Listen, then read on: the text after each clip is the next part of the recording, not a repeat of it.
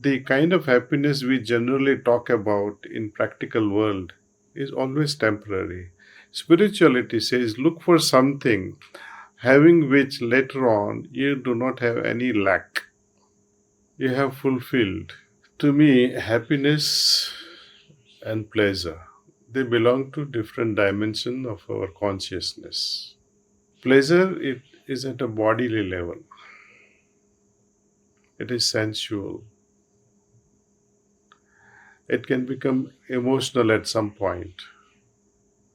That gives emotional satisfaction too.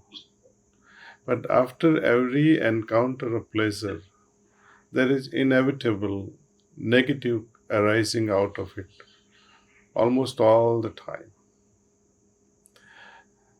With pleasure, you are always depending on the outside object. For example, someone relishing food, enjoying food, a nice delicacy, or nice drink, or nice fruit. You are always depending on outside. Happiness is independent in itself. You don't depend on anything except yourself within, where you have so much of satisfaction, you feel content from within. And this is much deeper than physical or emotional level or a mental level. It touches a deeper core of our being, happiness, and there is no contradiction to it. Once you are happy in a true sense, there is no negative thing that follows afterward. See? And that's why spirituality is taking so much of importance. But to arrive at such a state of happiness,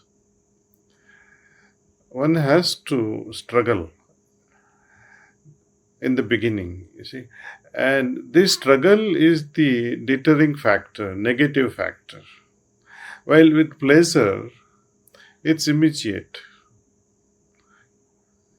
You see, the effect is immediate. So it is always alluring you, let me have it now. While with happiness, I think you have to wait it out on your efforts. Day after day, you know how the achievements. Suppose if you had not achieved, would you still be from inside as happy? But again, we use this word happy so frequently.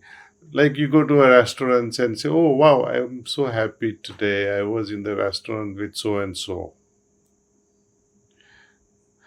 So the kind of happiness we generally talk about in practical world is always temporary. Spirituality says look for something having which later on you do not have any lack. You have fulfilled.